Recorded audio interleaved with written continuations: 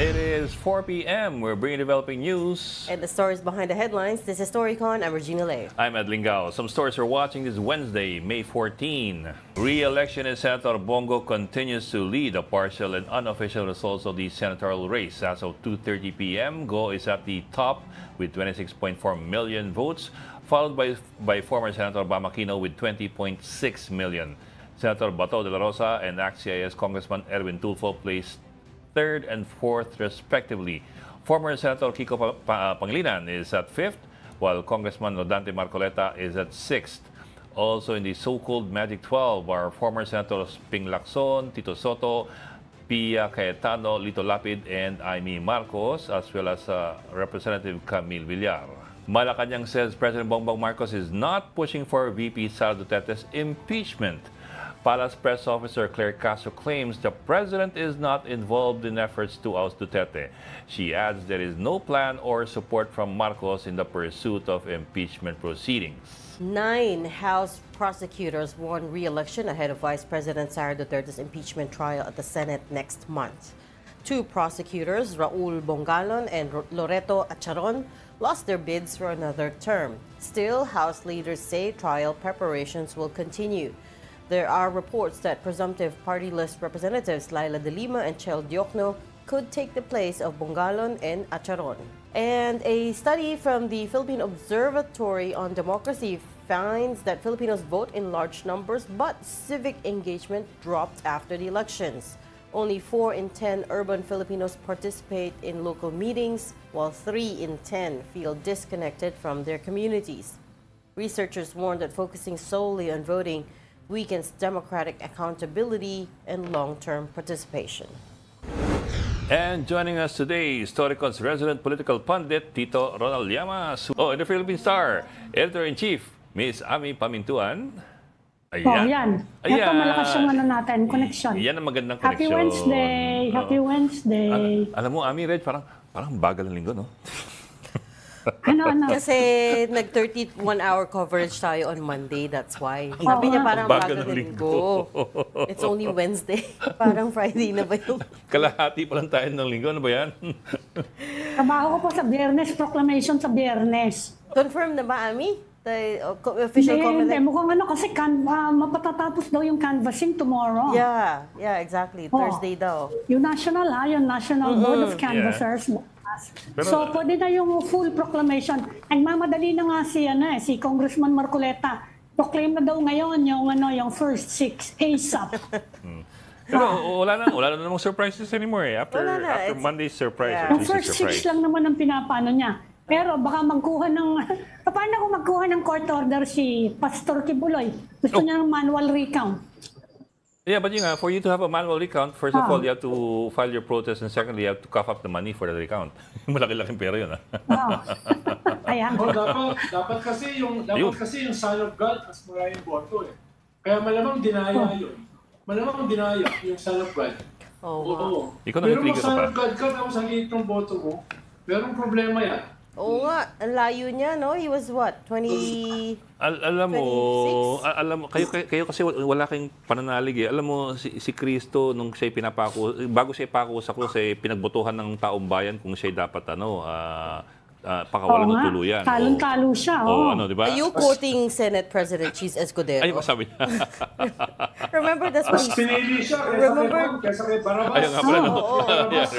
Diba? Remember what he said about the impeachment? Bakit nung pinapako si Cristo, that didn't make it right? Yun pala eh. Meron palang historical president eh. May religious references pa talaga. Okay, midterms. Civic engagement is low, which is not good. And not surprising. Not surprising, pero we should all talk about how to get those civic engagement numbers up. Kasi it doesn't end with the elections, right? Ito na yung part where it gets really difficult. You have to hold the people you voted for to account, diba? Well, it's a first step eh. People are out and voting already. That's step number 1. Now, step number 2 is to follow up the vote. Saka yung trend nga na voting ngayon, malaki yung change, Malaki yung change eh. Saka mukhang naging active ngayon nga yung mga bata, di ba? Sabi nga nung study, over 60% Gen Z and millennials eh. Siguro naman mas active yan in civic engagement. Makikita natin in the coming months, no? Going into 2028. Yeah. But I mean, kung ang tanong ko, anong ibig sabihin na bumaba ang civic engagement? Anong term of reference nun? Pag sinabing bumaba? Dahil in one sense, tumaas yung youth participation. That is also civic. Yeah, that is also civic. So, Ed, anong ibig sabihin ng bumaba ang civic participation? Hindi raw sila nakikisali sa mga meeting sa kanilang mga komunidad at hindi sila nagpa-participate sa mga community discussion. And then also 3 in 10 feel disconnected daw from their community. So pero how did they measure that? Research that? Yeah, that would be interesting to look at. Paano nila ginawa, Ed? Dahil nagpa-survey sila, medyo problematic yung mga survey ngayon eh. Oo nga. So anong ginawa nila para malaman yun? Yeah, well, that's a good point. But also, the other point that you may want to raise is, is this any change from previous elections? Kasi, I mean, are we... Hindi, baka yung study is based on previous elections, hindi ba? No. Hindi pa naman nila mag-gauge ngayon kasi kalalabas lang ang boto ngayon. Yes. What I mean is, diba? are they establishing a trend or are they just pointing one snapshot out? Pointing out lang. In other words, are we getting worse or are we just like this? Or has it stayed the same? Kasi tama, to Ronald's point, yung engagement mo, alam mo naman ng mga bata ngayon, ang engagement yan sa cellphone, online.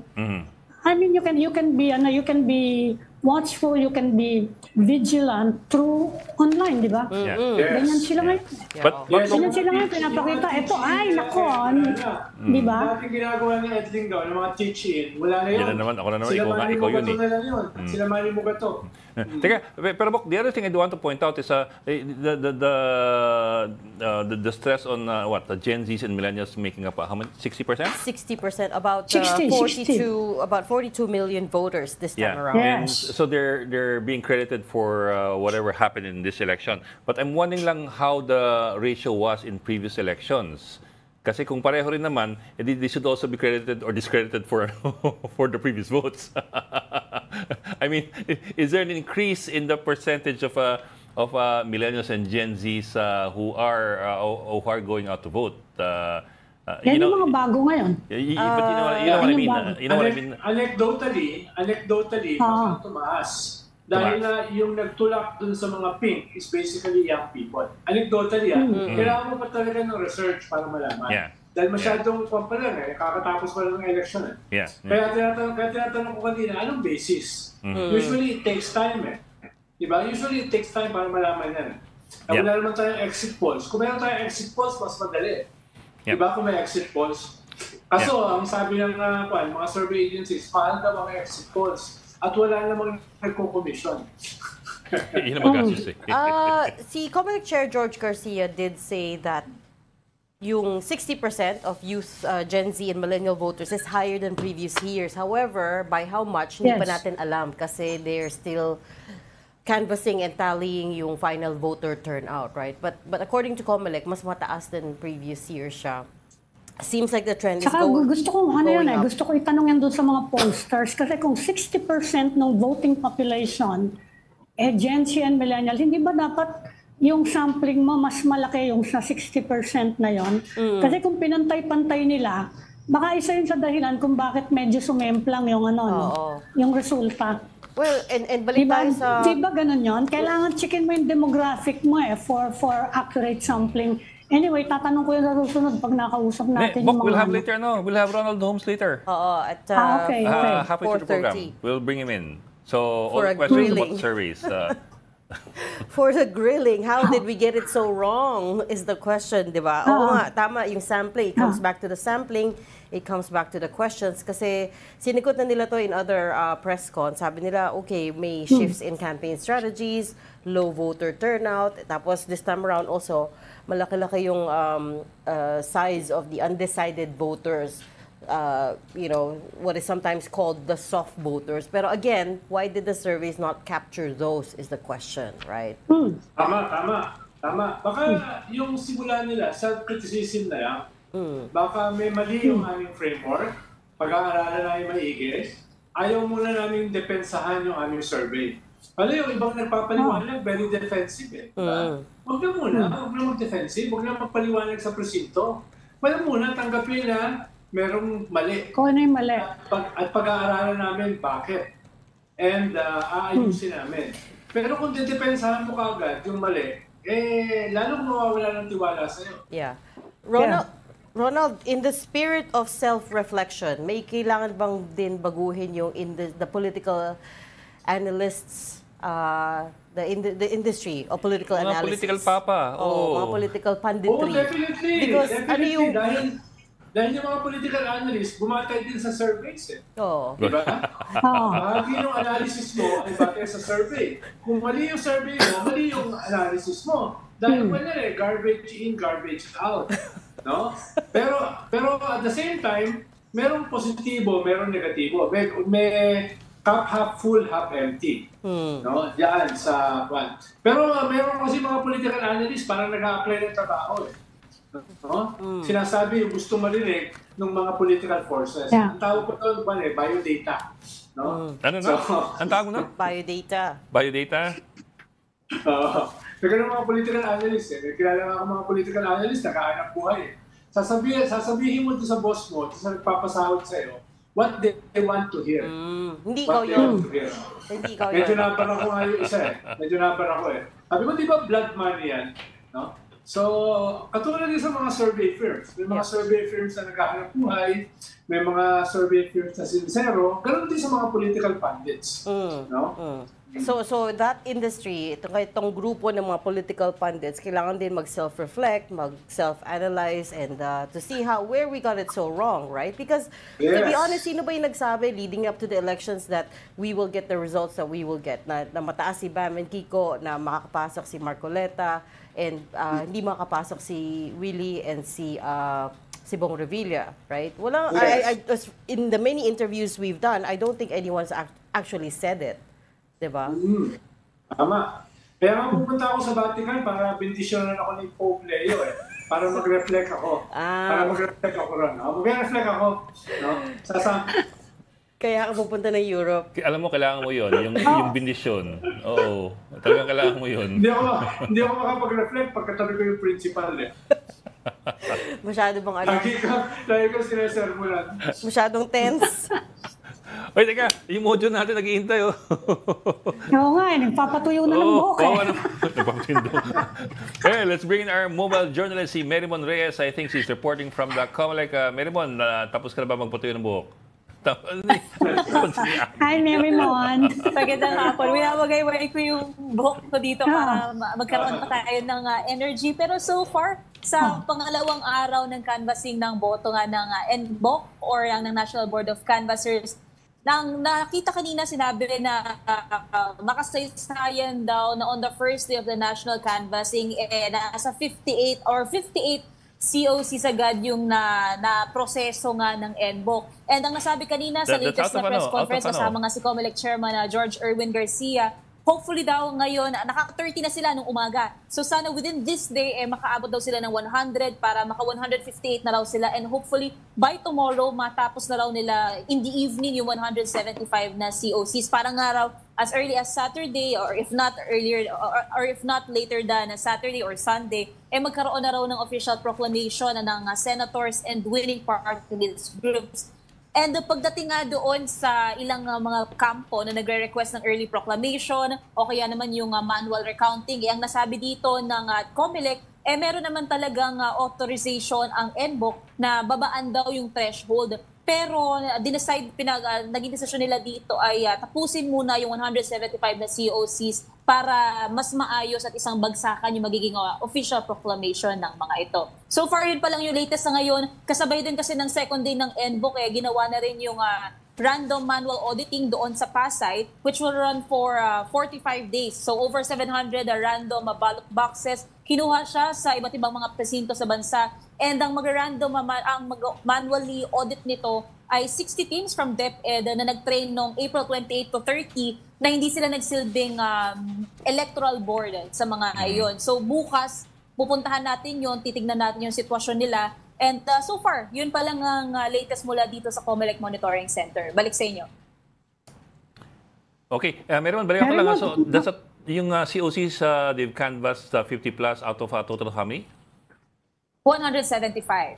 So, okay, paano local, okay. overseas, and even yung local absentee voting natin. Yung local absentee voting nga natapos ito kahapon, and base sa nakuha natin na COC, kumbaga yung taling doon, ang nangunguna din doon is si Senator-elect Christopher Bongo with over 45,000 votes. Ang sumunod dito is si Senator-elect din Bato de la Rosa with 44,000 votes, and pumapangatlo doon sa local absentee voting ay si Congressman Rodante Marcoleta with over 34,000 votes. So, kung i-compare lang natin to dun sa national na partial and unofficial results na meron tayo, dito ang top 13 hindi nakapasok sina Bam Aquino pati si former Senator Kiko Pangilinan. Ang nakapasok sa top 13 doon sa local absentee voting COC, si Senator Bongo, Bato de la Rosa, Marcoleta, Jimmy Bondoc, Lambino, Raul Rodriguez, Attorney Vic, si JV Hinlo, si Philip Salvador, si Ariel Querubin, si Pastor Apollo Kibuloy, si Gringo Honasan, si Colonel Bosita, at saka si Doc Marites Mata. Pero again,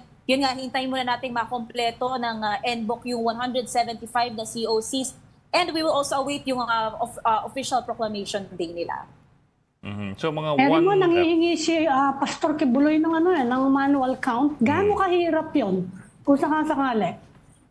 Miss Ami, ang sinabi nga dito ng COMELEC, mag-file daw muna ng election protest dyan. At isa pa sa pinakatinitignan dito, number 1, kasi medyo magiging magastos yun kung sakaling kakailangan or gugustuhin man na magkaroon ng manual recounting.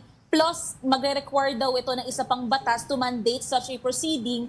And ang sinasabi na lang talaga dito is, yung tulad din ang nasabi sa mga lumipas na presscon, yung lahat ng mga election watchdogs, even yung mga council, legal teams ng mga kandidato, or kahit na sinong tumututok, maaari naman daw tignan yung iba't ibang mga datos na nilalabas ng mga media entities, even yung server ng COMELEC tulad dito sa likuran natin, pero dinidisclaim ulit ng COMELEC, hindi sila maaaring maglabas ng ranking or suma total hanggat hindi para opisyal talaga yung ipoproklamang nagwaging senador at saka party list groups.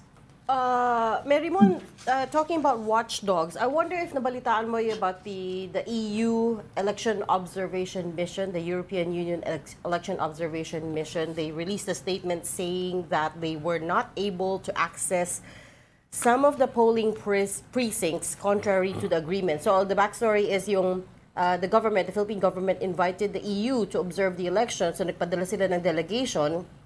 And then, come election day, hindi daw sila nabigyan ng access to some of the polling precincts na banned pa sa classrooms. And they released a statement saying that they were only able to observe the elections partially. I wonder if may nabalitaan ka pa about it. What happened there? Actually, yung huli natin nalaman na impormasyon tungkol dyan, ang naging agreement din ata... Mary Mon, sorry. Yes, sir. May dagdag lang si Ronald. Go on. Ronald? Dagdag lang, Mary Mon, dahil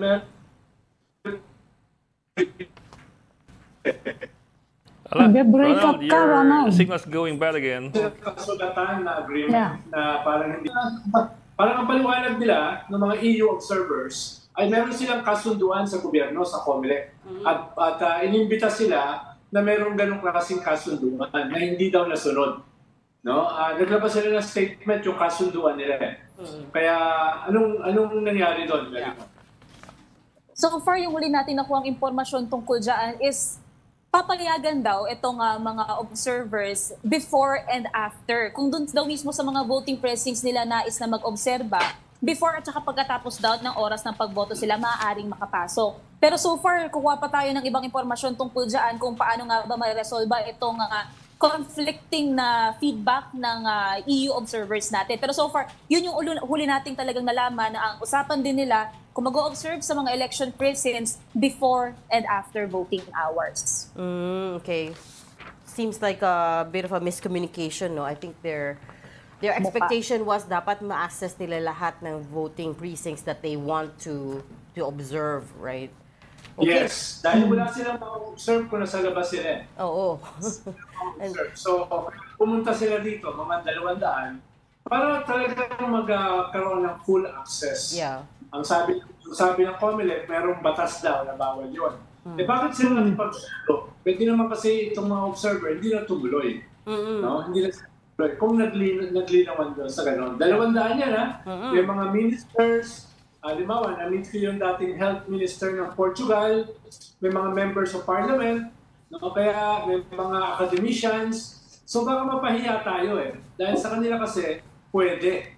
Dahil sa kanila, yung minimal yung election cheating, no? Yung fraud. Kaya nga inuulit ko, sa Europe, yung kandidato pwede maging watcher. Yung kandidato pwede maging canvasser.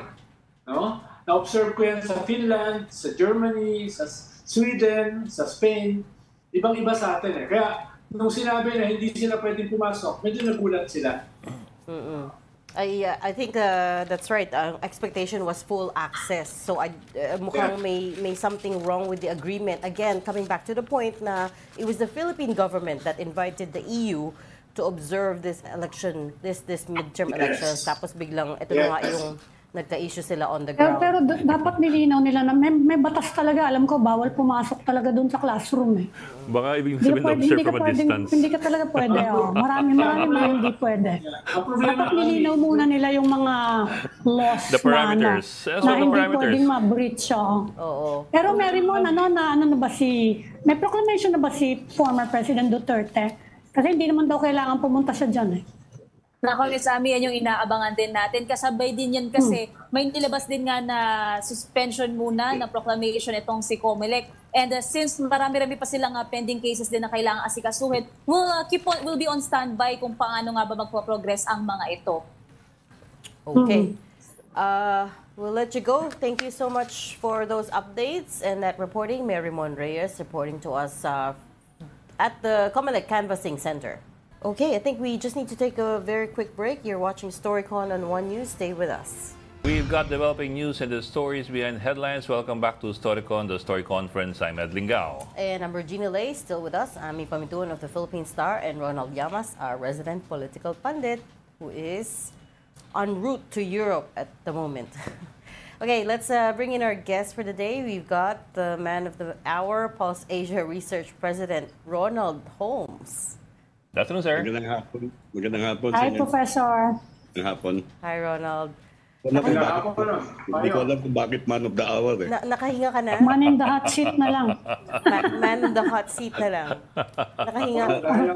Ang surveys daw kasi sa moment So, okay lang na akong nasa hot seat pero kung maaari hindi pupunahin yung scientificong metodolohiya na pagkuha ng datos na tinatawag nating survey. Kasi iba yun in the social sciences, surveys do have a value. Of course, to find out essentially what transpired that brought about the changes in terms of electoral preference. I think it's a sweeping statement to say that surveys are problematic at this point. Yes, sir. Sir. But I'm certain, I'm sure I'm pretty sure that all the major survey firms are taking a second look at how they can improve the way things are done scientifically for future surveys. Considering what we saw dun sa results no Monday versus yung mga survey results. Okay, sir, I'm sure you've already done your look back. And what can you see so far? Well, hindi pa kompleto, Ed, no? Even in the past, in prior elections, every time that we conduct surveys, in 2022, in 2019, we always have to reflect in terms of our experience during that election. For example, one of the things that I just found out more recently, when I look back in terms of our pre-election surveys, the last survey that we did, which was publicized, was in April 2024. It's the farthest of our pre-election survey to election day, because in 2022 and in 2019 we did it just a few days before the election. So ibig sabihin, kung may variance, at least na-capture mo yung days prior to the election. Mas malapit. Hindi ibig sabihin na mas pareho nung resulta kasi meron pang ilang araw na natitira. So yun, maaaring pag-aralan. Ang isa pang tinitignan namin ngayon ay pag tingnan natin yung mga boto ng mga nanalong kandidato, ano bang proportion ng boto nila sa total na bumoto? Kasi lumalabas, at least batay doon sa na pinadala sa akin ng isang kaibigan, kilala ni Tocayo to, siguro si Maki Blanco, napakababa ng share ng mga nasa 2 to 12 to the total votes cast compared to, let's say, prior elections. Ang ibig sabihin nito, yung number 12, parang wala pa sa 25% yung share niya. When in the past, it was more than, let's say, 27 or even 30%. It means that the fill-up rate is actually low. But we have to look at that. Ang sabi ko nga, pag-aralan, at kung merong kinakailangang pagbabago, maging sa metodolohiya, ay dapat baguhin. Ano ba to kayo yung survey na naranasan nyo na pinakamalaki yung variance? Wala naman kasi kunyari merong nagbabanggit na noong 2007 hindi namin hagip si Senator Trillanes na mananalo. Actually, hindi totoo yun kasi may exit poll noong 2007 na ginawa kami na pumasok si Sunny Trillanes. So sa akin, sa survey, mali kung gagawa ka ng exit poll at kakalabas ng exit poll mo ay iba dun sa actual na resulta. Kasi yung exit poll, ang kinakausap mo dyan ay bumoto na Pero para sabihin natin na mali yung survey na ginawa, let's say a month or two before, di ba madalas natin binabanggit na snapshot yung survey? It's at the point in time. And if it's at a point in time, that means it can change later. Now, what we need to find out is what brought about the difference between a survey done 3 weeks before the election and the actual results. And that will take a little bit more time kasi yung turnout hindi pa official ngayon we don't know that. We have to crunch numbers in terms of our previous surveys, but definitely yung binabanggit na methodological improvements, we have always looked at that, no? Like nabanggit yung hindi ba namin nakukover yung Gen Z at saka yung millennials. Ang kailangan ng metodolohiya dyan ng sampling is stratification stratified sampling. Pag nag-stratified sampling ka, medyo meron ding errors dyan na makikita ka. And that was the reason why in the United Kingdom, the survey firms were mistaken in terms of their prediction because it's hard to stratify when you don't know what the distribution of the strata is. Right? Kasi parang nagkukota ka na yan So, those are things that can be done, but we have to study very carefully kasi kahit yung voter turnout the COMELEC does not have data that's age disaggregated. Pero Tokayo, Professor, ang sabi, association yung mga survey firms para exchange note, meron mga association or organization yung survey firms para mag-assess sila collectively kaysa sa iba-iba yung paliwanag. No? Kasi iba-iba yung paliwanag na in a way are hurting the entire community. Yeah, we're members of associations. We're members of the Philippine Social Science Council, which is the umbrella organization of all social science organizations in the Philippines. Membro kami ng Marketing and Opinion Research Society of the Philippines.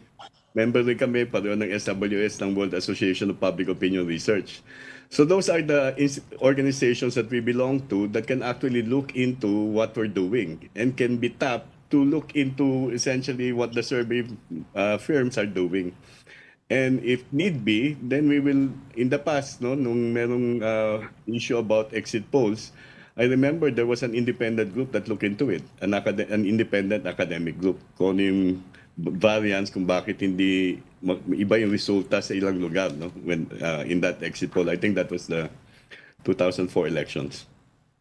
Professor, sabi ng PPCRD yung turnout is over 80%, 80 point something percent.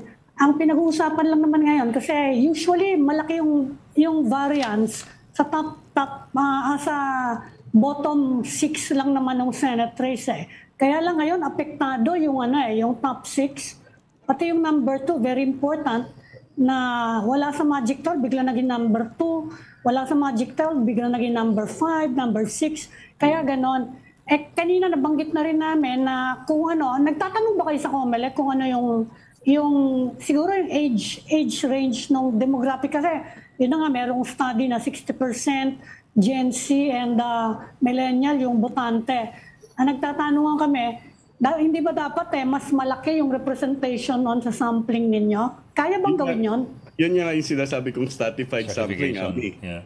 Mahirap ba yun? Para gawin mo yun, una, mas mahirap. Pangalawa, meron din mga posibleng error dyan. Yan yung sinasabi ko nangyari sa United Kingdom. Alam mo, datos ng COMELEC na yung proportion ng 18 to 24, 25 to 34, 40, 35 Yes. to 44, which are from the Gen Z to the millennials, no? Yes. But when we do the sampling, ang random sampling namin ay multi-stage. Hindi ginagamit yung age, ang ginagamit lang ay sex kasi 50-50 naman ang male and female eh. So now, do we have to do stratified sampling later? And what will be the difficulty and the possible errors and the weighting procedure that we should use there? Very technical na yun.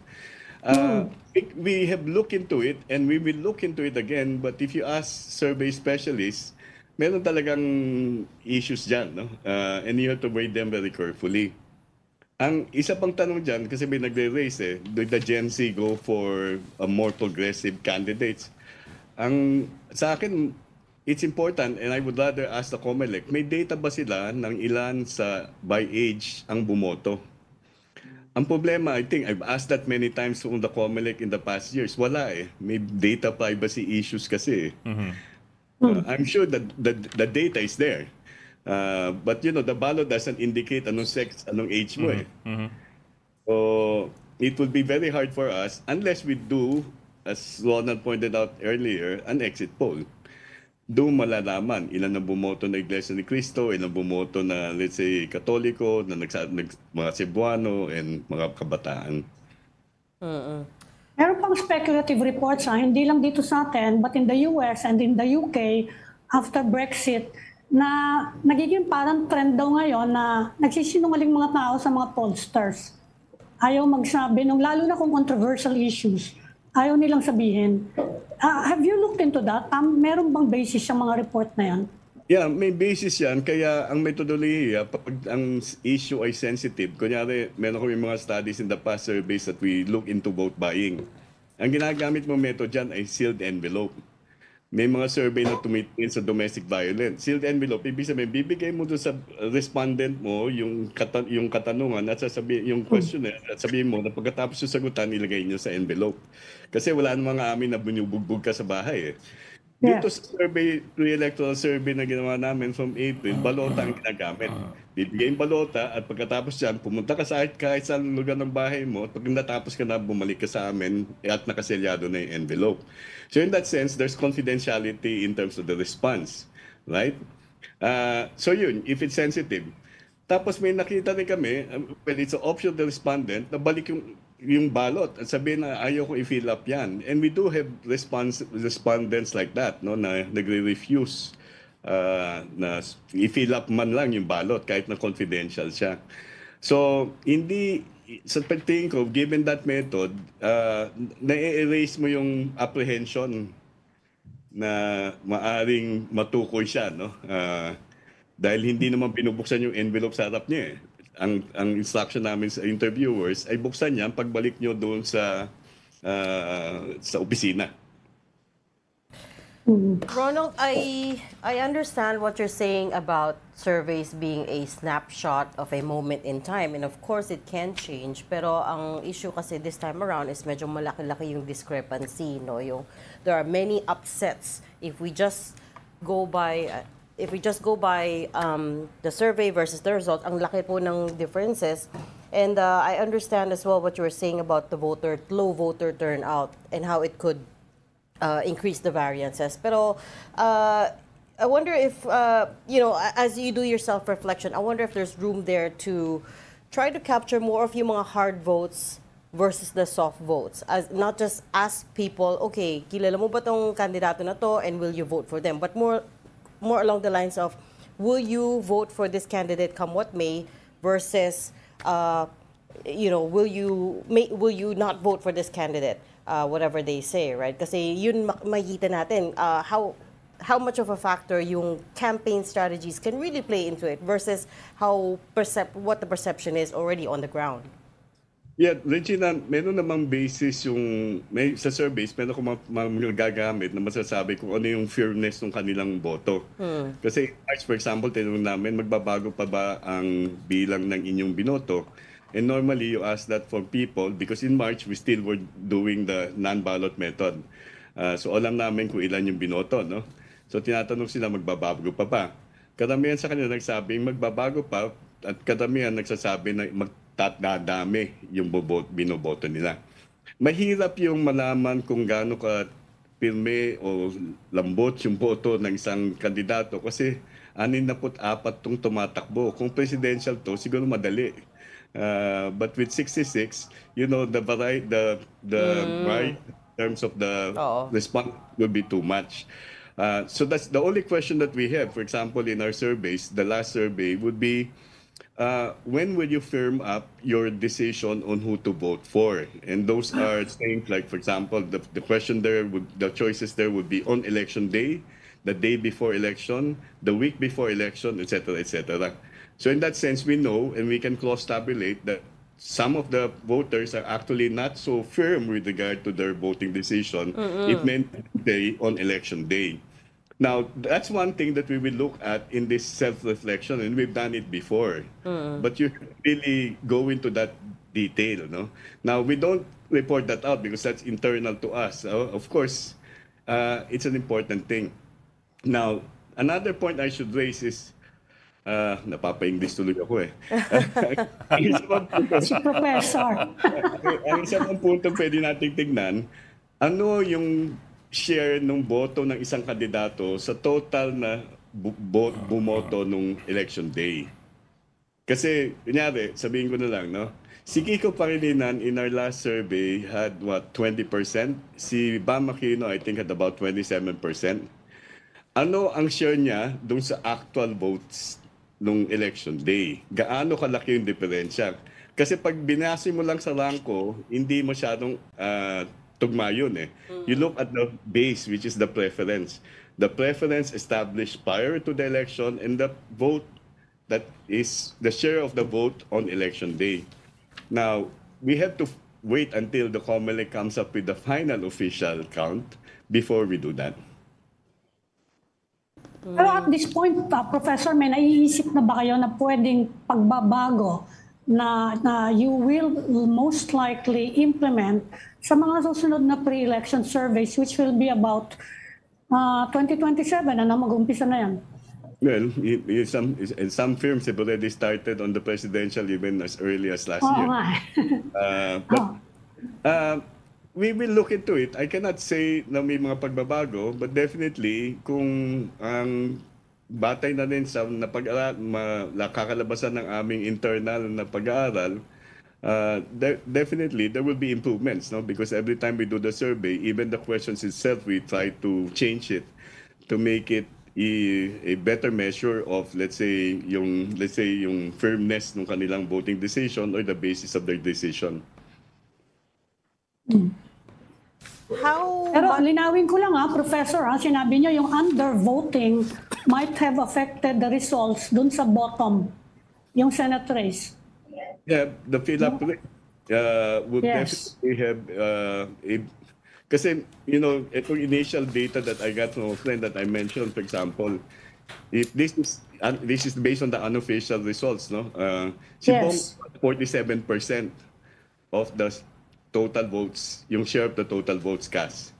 That's the number one candidate. In 2022, 48% si Robin Padilla. In 2019, 53% si Cynthia Villar. But if you go down to the second place, si Bam has 37%. Noong 2022, 44% yung second place. So pag tingnan mo lang, bumaba na yung share ng second place. No? What explains it? So those are the things that we really have to zero in. And then we have to look down the line. Kasi anong bumaba? Hindi lang yung ranko, ang bumaba yung porsyento na nagsusuporta sa kandidato. So si former Senator Kiko Pangilinan went from, I listened to his press briefing and his statements, he went from 17th to 5th place, no? Yun ang rank-wise, it's hard to explain. But let's look at the preference that he had in their own internal survey, which they say happened a few days before the election, and the share of Kiko Pangilinan to the total votes cast. Kung hindi malaki variance, then it's plausible. Pero kung malaki yan, if that's 15 points, then we need to look for an explanation for it. Yung rank is not the only measure of, let's say, comparing a pre-election preference survey to the actual results. We should look at the pre-election preference and the share of a specific candidate to the total votes cast. Sir, if an area votes overwhelmingly for a candidate or a group of candidates, would that in any way skew the results versus the survey results conducted earlier? I mean, for example, Mindanao. If Mindanao comes out and votes overwhelmingly for the Duterte camp, would that change things? Well, maaari, pero kasi yung Mindanao, 24%. Yes, sir. And then, ang question dito, hindi pa natin alam, ano turnout by region.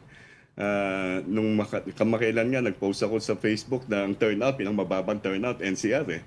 Tumaas ba turnout sa NCR? Kasi ang example, when I look at the result, ang masayang result dyan, ang akbayan, kapag mahal mo, akbayan mo, at so many votes in NCR. Now, is this a sign to me, because I'm a martial law baby, is this a sign that NCR has become oppositional? But I also see in NCR votes for Duterte youth. So, ibig sabihin ng NCR split. Oppositional, meron dalawang opposition. Progressive opposition, and again, the opposition coming from the Duterte camp.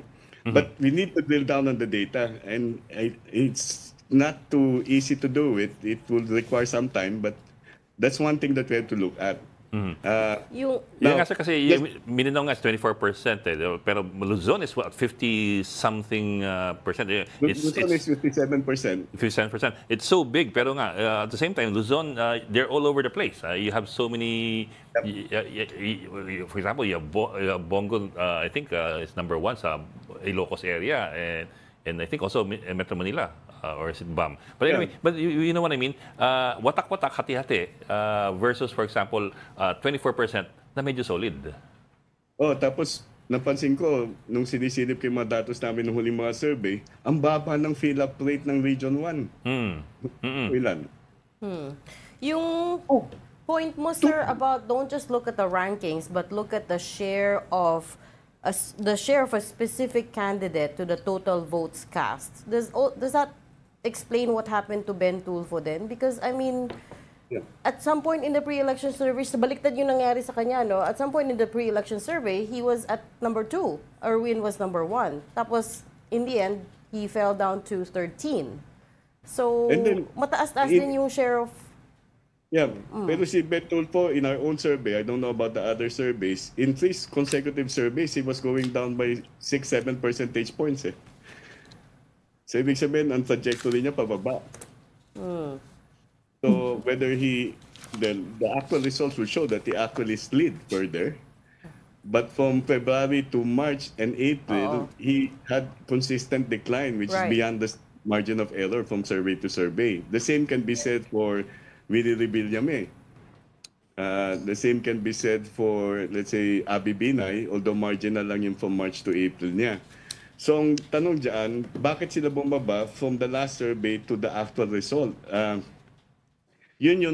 This time, I'm wearing the hat of a political scientist. What were the events 3 weeks before the elections that really mattered and shifted voter preference? Actually, sabi niya, Professor, magkakaroon ng avalanche ng machinery, government machinery which could bump up actually the administration candidates. Pero hindi nangyari. No. Hindi nangyari siya. Ano kaya nangyari? Anyari. Alam mo, I think Sen. Ronald has a point to raise. Ronald, ano nangyari? Nabanggit mo, Tokayo, yung stratification kanila. Merong, hindi naman scientific, pero medyo indicative. In most surveys for the last 3 months, Akbayan ay wala naman sa top. Pero sa mga mock elections sa schools, napuntahan ko at nabalitaan ko for the past 3 months, lagi silang number 1, number 2 sa mock surveys, mock election sa mga universities. Kaya may kaunti silang indicative na yung Gen Z ay malaki yung tulong nila. Paano malalaman ng ganyang klaseng stratification? Anong mga framework at saka instruments yung pwedeng gamitin? Dahil generally, hindi sila lumalabas sa surveys na mataas. Pero sa schools, laging mataas, number 1 or number 2. Kaya may kaunti silang indication na sinuportahan sila ng mythical urban legend na Gen Z voters. Yeah, maaaring sabihin yan, no? But Tokayo, nasabi nila ito eh. Pag tingnan mo yung Gen Z, hindi naman siya monolithic group eh. Nakakati siya. May mga kabataan na progresibo, may mga kabataan na konserbatibo. Yung mga sa ibang pamantasan, maaaring yan yung mga progresibo. Meron sila mga teacher na militante. Pero yung sa ibang pamantasan, maaaring hindi eh. May maaaring konserbatibo nandun eh. So, it really depends. But again, to capture that, you have to do a random survey of all students. Right? The last random survey I know of the youth was done by a civil society organization, Youth-Led PH. They did it in 2021. But they did not really focus on electoral preference. Hindi na lang nila kung anong political engagement. Kanina pinag-usapan yun ng kabataan. So you have to do that in order to establish ano ba yung predilection ng kabataan. Lalong-lalo na kung boto pag-uusapan. Okay. We'll leave that there for now. We'll have you back, Professor, pag nakapag-assess na tayo as to what happened this election. Pupunta muna ako sa Roma. Magre-reflect muna rin ako. Oh, magkasama kayo ni ano? Kasamahan mo si Ronald. Kasama ka ni Ronald. Bantay mo si Ronald Bauxo sa magpunta yan. Thank you for joining StoryCon, Pulse Asia Research President Ronald Holmes. Thank you, sir. Thank you, Professor. Thank you. Kawayo. And that's all the time we have for today. Thanks for joining StoryCon today. Ami Pamintuan, Editor-in-Chief of the Philippine Star, and Ronald Llamas, our resident political pundit. Join us again tomorrow, 4 p.m. for StoryCon. I'm Regina Lay. I'm Ed Lingao. We are One News, all sides, all the time.